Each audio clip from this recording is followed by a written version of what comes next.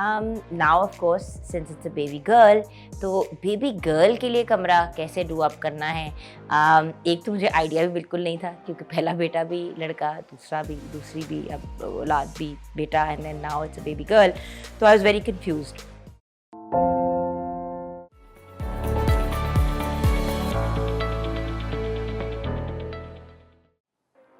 बिस्मिल्लाहिर्रहमानिर्रहीम, अस्सलाम वालेकुम।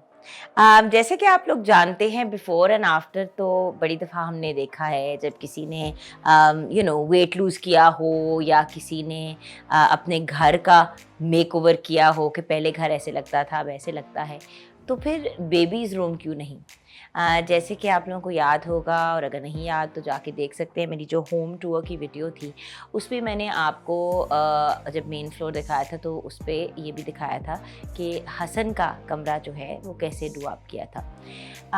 Now of course since it's a baby girl, तो बेबी गर्ल के लिए कमरा कैसे डू अप करना है, एक तो मुझे आइडिया भी बिल्कुल नहीं था क्योंकि पहला बेटा भी लड़का, दूसरी भी अब औलाद भी बेटा, and then now it's a baby girl, तो आई वाज वेरी कंफ्यूज्ड। तो मैंने सोचा कि आपको बिफ़ोर आफ्टर भी दिखाएंगे, वो आगे जाके दिखाएंगे। और फिर इस कमरे को रीडू करते हुए मैं बहुत कंफ्यूज थी, और रीडू करने से ज़्यादा क्योंकि जो हमारे घर का मेन फ्लोर है उस पर फैसल और मेरा बेडरूम है और फिर बेबीज़ रूम है, तो हसन को जो अपस्टेयर्स शिफ्ट करना था, हाय मैं आपको बता नहीं सकती कितना बड़ा दिल पे पत्थर रख के मैंने उसको ऊपर शिफ्ट किया, क्योंकि मुझे इतनी आदत थी कि मैं अपने कमरे से ड्रेसिंग रूम में से घूमती हुई आ जाती थी इस कमरे के अंदर। लेकिन खैर, तो ये कमरा अब रीडू हुआ है for my daughter. Bye the वे, आपसे ये भी रिक्वेस्ट करनी है कि ज़रूर रिकमेंडेशन दीजिएगा कि बेटी का नाम क्या रखें। बहुत से ऑप्शंस हैं जहन में, लेकिन आप लोगों की भी रिकमेंडेशंस सुनना चाहूँगी, क्योंकि कोई नाम कह रहा है, कोई नाम कह रहा है, तो लड़कों के तो बहुत से नामों के दिमाग में ऑप्शन थे, लड़कियों का तो बिल्कुल भी कोई नहीं था। So if there are any names that you have in mind, वो भी ज़रूर शेयर कीजिएगा। अच्छा, सो अब बेबीज़ रूम जब कर रही थी, देखिए बेसिक चीज़ें तो आपको चाहिए होती हैं। आपको कॉट चाहिए होता है, छोटी सी बेसिनेट अगर अफोर्ड करते हों, फिर आपको कमरे के अंदर एक चेंजिंग का एरिया चाहिए होता है, changing table. There are various different things जो आपको बेबीज़ रूम में चाहिए होती हैं, अगर आपके पास अलहदा एक रूम हो जिसको आप डू अप कर सकते हैं। अच्छा, कमरे के अंदर कलर्स भी लाइट रखने होते हैं, जिसकी वजह से मैं बेबी पिंक्स में ही गई। 3 जो वॉल्स हैं उनको बिल्कुल बेबी पिंक किया, एंड देन एक वॉल पे वॉलपेपर किया जिसमें थोड़ा सा फॉरेस्ट टाइप की लुक है। तो ये तो वॉल्स हो गई। लाइटिंग की जब बात आती है तो 2 लैम्प्स मैंने रखे कमरे में ज़रूर, क्योंकि आपने बेबी को, जब बेबी बहुत जैसे न्यूबॉर्न होता है बच्चा, तो आपने उसको बार बार फीड कराना होता है, और बच्चा सोता बहुत ज़्यादा है, तो बहुत ज़्यादा ब्राइट लाइट्स भी रखना बच्चे के साथ ज़्यादती हो जाती है। सो बड़ी मेलो लाइटिंग रखनी होती है।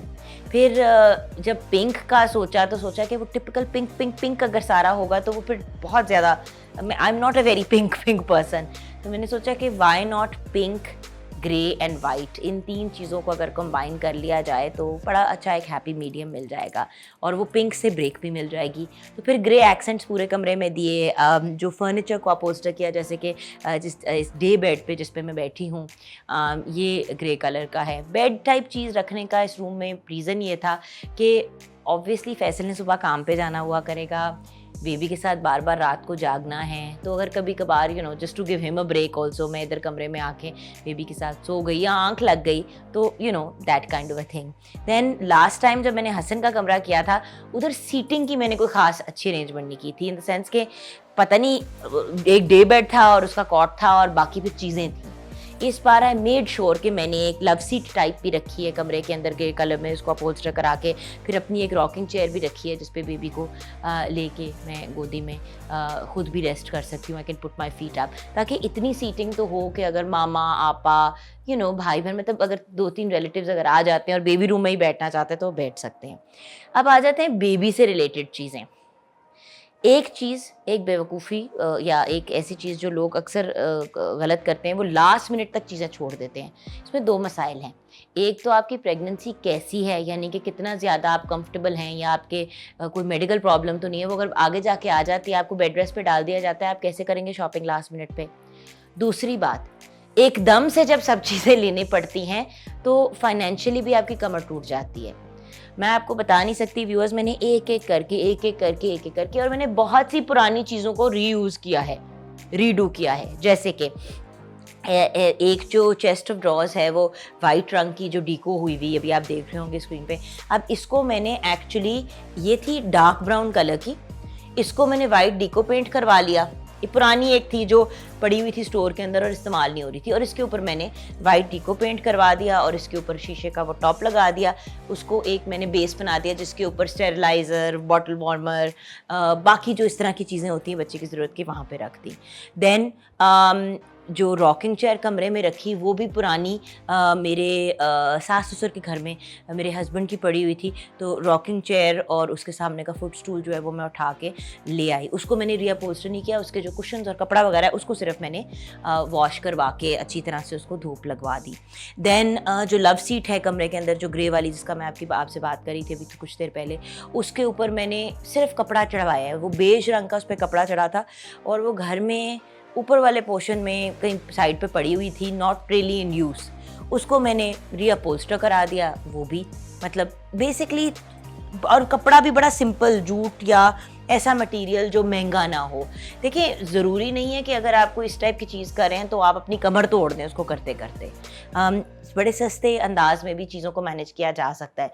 जब मैंने ऑब्वियसली इस कमरे से चीज़ें उतारी हमज़ा हसन की जो लगी हुई थी, तो और जब इसको रीडू किया, अच्छा अब वॉल्स के ऊपर बहुत सी ऐसी चीज़ें हैं, ये बड़ी सस्ती सस्ती चीज़ें मैंने इंटरनेट से ख़रीदी है ना। छोटी सी बिल्ली की तस्वीर, I am a sweet princess, तोते की, एक पिंजरा सा मेरे पास पड़ा हुआ था वाइट रंग का, उसके अंदर किसी ने ना अपने बच्चे की बर्थ अनाउंसमेंट की चीज़ें भेजी थी। उसको खाली करके मैंने कहा उसको मैं एक छोटे से बॉक्स के अंदर, ये सारी चीज़ें आपको बाय द वे ऑनलाइन मिल जाती हैं और बड़ी सस्ती सस्ती, यू नो, लाइक 500-500, 600-600, 800-800 की ये चीज़ें होती हैं। तो मैं भी जहाँ पे अभी बैठी हूँ, मेरे पीछे वॉल पे जो लगी हुई हैं the various different pictures, these are all things that I got. अच्छा, एक वॉल है जो बड़ी स्पेशल वॉल है, उस पर तितलियाँ मैंने लगाई हैं।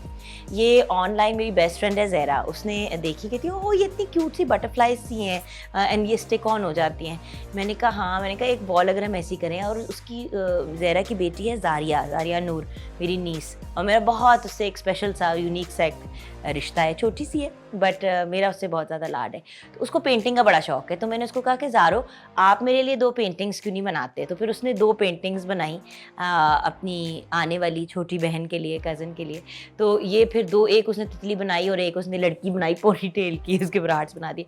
तो वो दोनों मैंने उस वॉल पे लगा दिए एज फीचर्स। फिर एक मैं स्कूल गई थी for children who can't see, blind children के स्कूल, उधर उन्होंने एक बनाया था राउंड सी चीज़ जिसके ऊपर फूल से लगे हुए थे पीच का लखे, वो भी मैंने वॉल पे लगा दी। मैंने कहा ये कुछ सेंटिमेंटल वैल्यू वाली चीज़ें।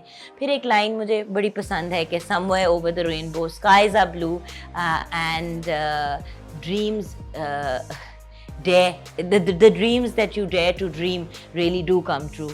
तो ये मुझे बड़ी पसंद थी लाइन, तो इसको प्रिंट करवा के उसमें फ्रेम में डाल दिया। फिर एक ओवल सा शीशा बीच में लगा दिया कि उसके नीचे जो है मैं वो जो डीको किया हुआ है चेस्ट ड्रॉर्स वो रख दूँगी। सो you no this is how I did up the room. और बहुत सी इस कमरे में चीज़ें ऐसी हैं जो मतलब एक्चुअली ज़्यादातर ही यूज़ चीज़ें हैं। नई चीज़ अगर आपको मैं कहूँ कि मैंने कोई ख़रीदी है तो वो शायद कपड़े होंगे बच्चे के, बेबी बैग हो गया, इस किस्म की बड़ी बड़ी चीज़ें हैं। अदरवाइज़ एक्चुअली इवन जो मेरे पास ये एक बेबी का प्ले पेन स्लैश मैं क्या इसको कहूँगी, प्ले पेन भी है और साथ में कॉट टाइप चीज़ भी है। It's a combination of both. ये हसन का पुराना मेरे पास पड़ा हुआ था। फिर जो छोटी सी बेसिनेट मैंने तैयार की है, जो बिल्कुल छोटी सी रॉकिंग बेसिनेट है केन की, वो जो बेसिनेट है वो मेरी एक्चुअली दोस्त की बेटियां जब दोनों हुई थी तो उनके दौरान उनकी पैदाइश पे उसने यूज़ की थी। और 3-3 महीने यूज़ होती हैं ये और फिर एक तरह से वेस्ट ही हो जाती हैं, क्योंकि फिर आप there's nowhere to put them or do anything with them। तो वो जो बेसिनेट है वो उसने मुझे कहा कि तुम्हें चाहिए। मैंने कहा श्योर। उसने कहा लेकिन उसके ऊपर जो कपड़ा चढ़ा हुआ है वो पुराना हो गया है और उसकी वो जो है उसकी हालत थोड़ी ठीक करनी होगी। मैंने उसे वाइट डीको करा लिया, नीचे से वाइट डीको पेंट करा लिया और उसके ऊपर जो कपड़ा मैंने चढ़ाया और फिर जो उसकी वेरियस मैंने बेडशीट्स वगैरह बनाई वो मैंने, मेरे पास 2-3 सेट बेडशीट्स के पड़े हुए थे घर में जो लोगों ने गिफ्ट किए थे, बट वो प्रिंट कुछ ऐसे थे कि वो ना मेरे बेडरूम में लग सकते थे और सिंगल सिंगल बेड के थे, तो वो रखे हुए थे। मैंने उन्हीं को रीयूज़ करके वो बना लिया। सो बड़े ही I have to honestly tell you, even the lamps जो मैंने अपने कमरे में दोनों रखे हैं वो एक्स्ट्रा लैम्प्स पड़े हुए थे मेरे पिछले घर के। So you know everything is been reuse. जो कॉट पड़ा हुआ है जिसको मैं as a changing table use करूँगी, जो वुडन कॉट है, वो मेरी दोस्त ज़हरा के ग्रैंडफादर का था। फिर उसके अब्बू उनके अब्बू ने और उनके भाई बहनों ने यूज़ किया।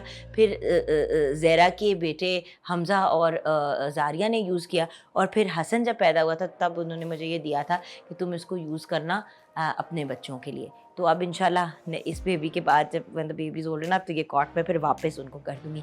इसको मैंने बिल्कुल नहीं टच किया, ये जैसे है ऑथेंटिक वैसे ही मैंने उसको रहने दिया, क्योंकि उसकी एक सेंटिमेंटल वैल्यू है, उसको मैं वो कुछ करना नहीं चाह रही थी। दैन ऑफ कोर्स लोग भी बहुत सी आपको चीज़ें देते हैं, आप बता भी सकते हैं। जैसे कि मेरी बहन ने ये बड़ी क्यूट सी एक बास्केट बनाई और मुझे कुछ 1-1.5 महीना पहले दे दी कि ये मैं तुम्हें इसलिए पहले से दे रही हूँ। अब जो बड़ी अच्छी चीज़ आपा ने की वो ये की कि not only did she give me new born के कपड़े, बट 3 से 6 महीने के और 6 से 9 महीने के भी। उसका फ़ायदा ये होता है कि बेबी जब फ़ौरन पैदा होता है या होती है तो बड़ी चीज़ें जो हैं वो आपके पास ऐसी आती हैं जो 1-2 महीने के बाद आपकी यूज़ की नहीं रहती। तो लोग भी जब आपसे पूछे ना कि क्या हमने आपके लिए कुछ लेना है या कपड़े लेने हैं, तो मेरे ख्याल से सेंसिबल चीज़ यही है कि आप बता दें कि जी 3 से 6 माह की या 6 से 9 माह की, और ये मद्देनज़र रखते हुए कि किस सीज़न में। क्योंकि देखिए अब माई बेबी इंशाल्लाह will be born in October, November, December, January and February Lahore में काफ़ी सर्दी होती है। तो आपा ने जैसे ये मोटी सी एक फ्लीस की बड़ी क्यूट सी एक ये ब्लैंकेट दी, इसी तरह की एक 2 और ब्लैंकेट्स मेरी नंदू ने भी गिफ्ट की। सो you know lots of very very cute things. इसके अंदर ना आपा ने एक बड़ी मज़े की, जिस तरह उन्हें अभी ये देखिए बड़ा क्यूट सा एक हेड बैंड है। अब लड़कों की बारी ये चीज़ें होती नहीं हैं। ये जो फ्रिलों वाली एक टाइट्स हैं वो मुझे तो बहुत ही अजीब और वाहियात सी लग रही है, लेकिन खैर हर कोई कहते हैं हाय सो क्यूट, तो मैं कहती हूँ अच्छा चलें। फिर मैं देख रही होती हूँ कि फ्रिल नहीं उतर सकती किसी तरह, क्योंकि यू नो लड़कों की जो माएँ होती हैं वो फिर जब लड़की आती है तो बिल्कुल नहीं आपको समझ आती कि आप क्या करें। सो you no matching head band with freely strange looking tights, मतलब समझ, बट खैर इट इज़ वेरी क्यूट। और मेरी अम्मी को भी बड़ा शौक होता था ना, क्योंकि आपा मेरी बड़ी बहन, उसके बाद मैं, उसके बाद मेरा छोटा भाई पैदा हुआ, तो आपा और मुझे एक जैसी फ्रॉकें पहनाना, सिरों पे बो और पता नहीं अजीबो गरीब किस्म की चीज़ें, मैं तो बहुत घबराती थी। खैर, तो this is the baby's room and very excited to meet the new baby. But अपनी तरफ से बड़ी कोशिश की है कि कमरे को ऐसे से करें, मतलब वुडन फ्लोरिंग ऑलरेडी इस कमरे में थी, उसी को मेंटेन रखा। रग्स वो रखी हैं जो वॉशेबल हैं, इनको अच्छी तरह दोनों को उठा के धो देंगे। अलमारियों को खाली कर दिया है, पूरी जगह को अच्छी तरह से साफ़ सुथरा कर दिया है, हर चीज़ को धूप लगाई है अच्छी तरह से। So that's oh and by the way there are lanterns also in the room. ये भी ज़ारिया के घर से ही आए हैं, तो there is a lot of stuff in here.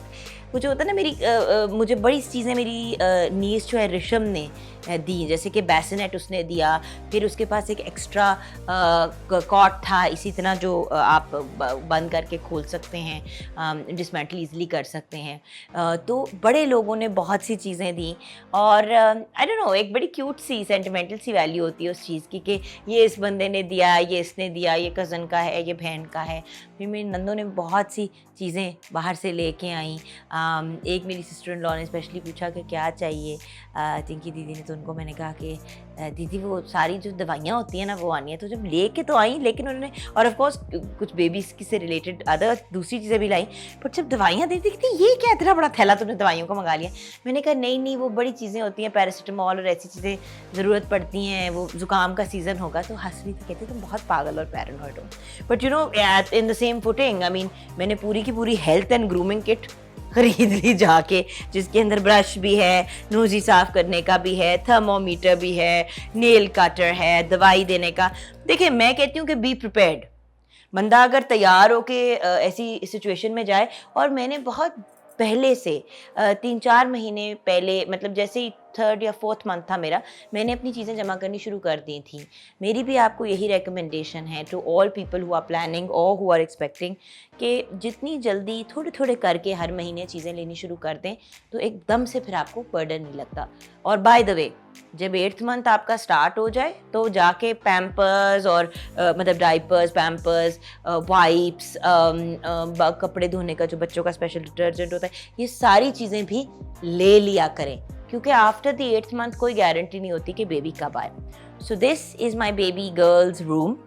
I hope you like it and I hope कि वो जो हसन के रूम से इस कमरे में जो एक कॉन्ट्रास्ट है और जो चेंज आया है वो आपको पसंद आया होगा। अपना ओपिनियन ज़रूर दीजिएगा कि हसन का कमरा ज़्यादा अच्छा था या बेबी गर्ल का कमरा ज़्यादा अच्छा है। अपना ख्याल रखिएगा। खुदा हाफिज़।